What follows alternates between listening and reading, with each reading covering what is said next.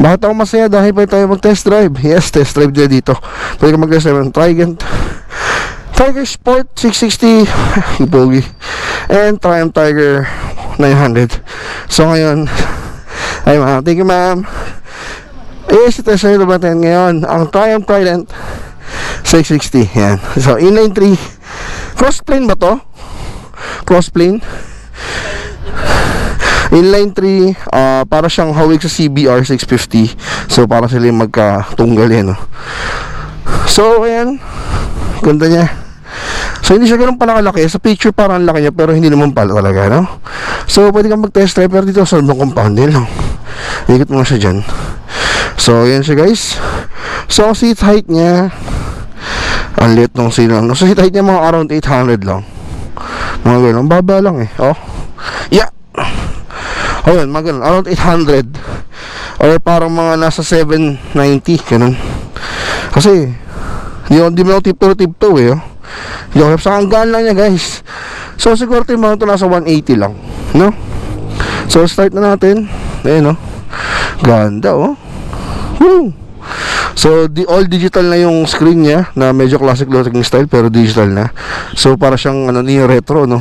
Pogi. Parang CV650 nga din. Pero hindi siya ganoon kalaki tangke niya.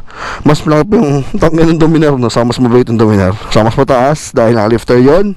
So may mga pindutan dito para sa panel, kill switch, then busina niya dito. Ayan, buti naman nasa labas. Then ito, mode. Ayan, may mga ayan, may mode pa dito. Road. May road. Okay, okay. Ang daming pindutan, no? Naka-road mode siya. So ito, kill switch, start. Tapos guys, ito pa, tik-tik pa dito. Hindi mo siya ayun, hindi siya mapupush start hanggat di ka nagpipindot sa clutch. Clutch. Yun. Yun. Narinig nyo? Uy. Inline 3. Grabe. Yung side mirror niya, sakto lang. Ayun, then malinaw naman siya. Then adjustable yung lever nung front brake. Tapos clutch. Uy, medyo parang may katigasan yung clutch niya. Balik agad, no?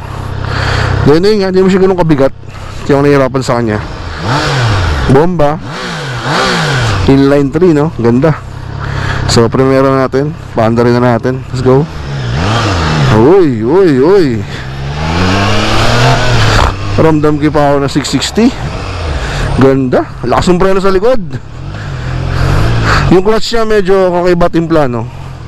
Medyo aggressive. Tigas kasi, oh. Lumalaban. So nga pala guys, feeling ko ride by wire to dahil delay siya.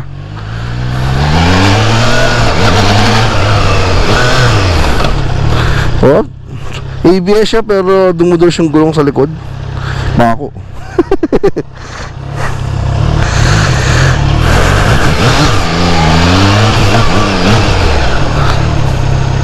Yeah, pero ang gaan lang niya. Ang sarap niya yung maneuver.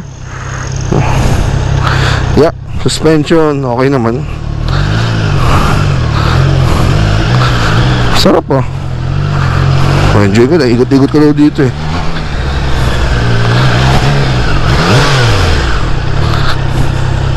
Gaan. So masarap lang din siya iliko. Ayun, oo, gaan lang din siya, oh.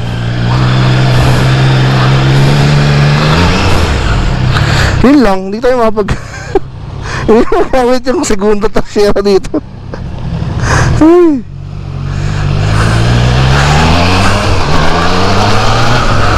Nagpa-vibrate? Ba't ganun? Normal ba sa inline 3 yun? Nagpa-vibrate sa mga Trident user pag hinaharurot na nagpa-vibrate eh. Soli na natin.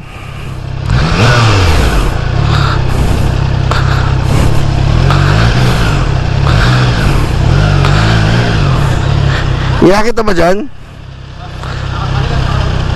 Di ako na, kaya ko yan. Di ikaw na.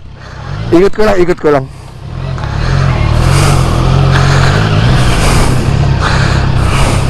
Ang sarap kami dito ng gaan eh, no? Pero nalilital ako eh, oh. Atiwas sa lamin, no? Ang liit sa akin. Dominar pa din kung malaki.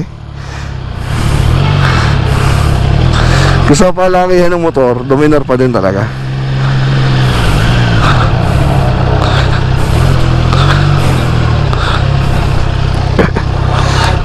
Mahirap na. Yeah. So, yun. Ano ulit SRP ito, sir? 512 po. Ang gaan pa rin, no? Delay lang kasi ride by wire eh. Mas gusto ko na yung ilaw na ito kaysa sa XSR 900. Oo. LE 500. Ganda. So, yun guys, ang vlog natin sa Triumph. Ganda.